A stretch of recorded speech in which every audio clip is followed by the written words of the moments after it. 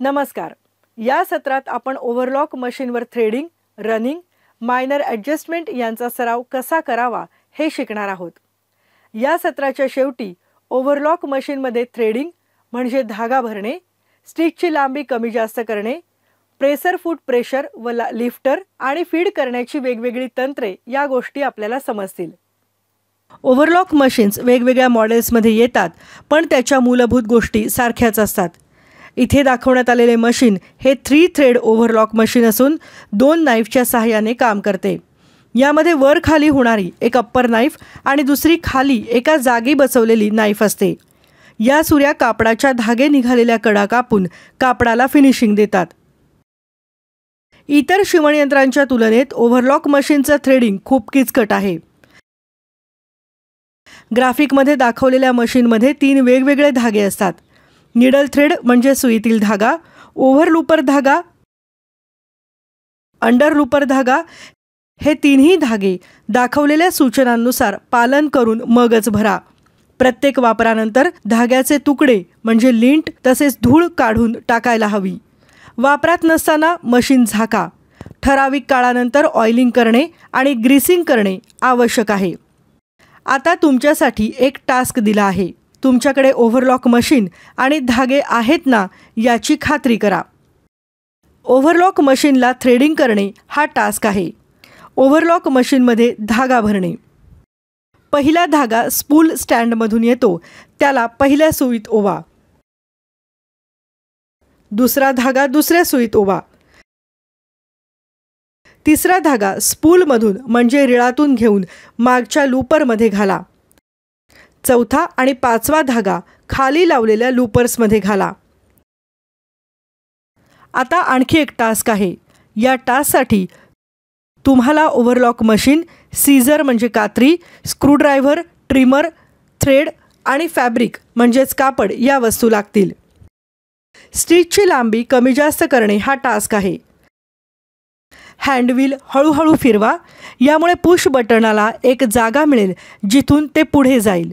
ही स्थिती तशीच सुरू राहू दे. बेल्ट कव्हरवरील व्हाईट मार्कसह हवी असलेली स्केल मार्क हँडव्हीलशी जुळवा. डायल सेट झाल्यावर पुश बटन रिसेट करा.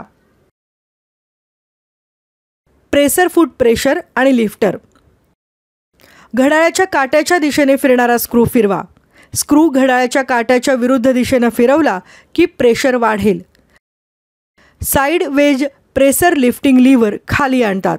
प्रेशर फूट जेव्हा त्याच्या मूळ स्थितीत परत येतो तेव्हा प्रेशर लिफ्टिंग लीव्हर दाखवल्याप्रमाणे वर उचलला आहे ना ही खात्री करून घ्या.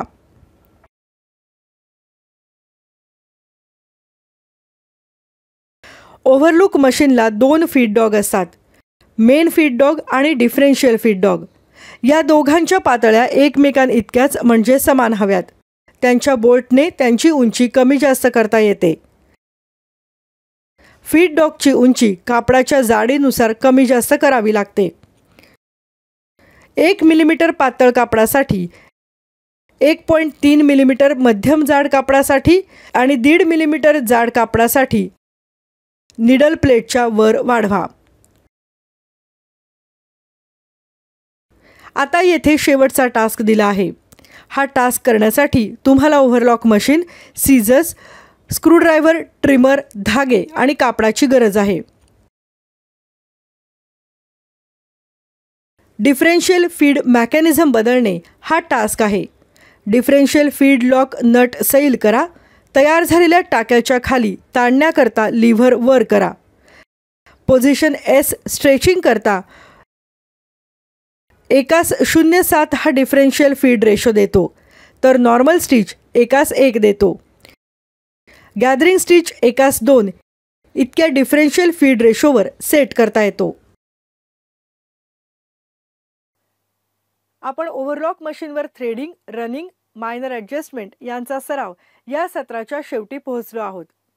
आता तुम्हाला ओव्हरलॉक मशीनमध्ये थ्रेडिंग म्हणजे धागा भरणे, टाक्यांची लांबी कमी जास्त करणे, प्रेशर फूट प्रेशर व लिफ्टर आणि फीड करण्याची वेगवेगळी तंत्रे या गोष्टी समजल्या असतील.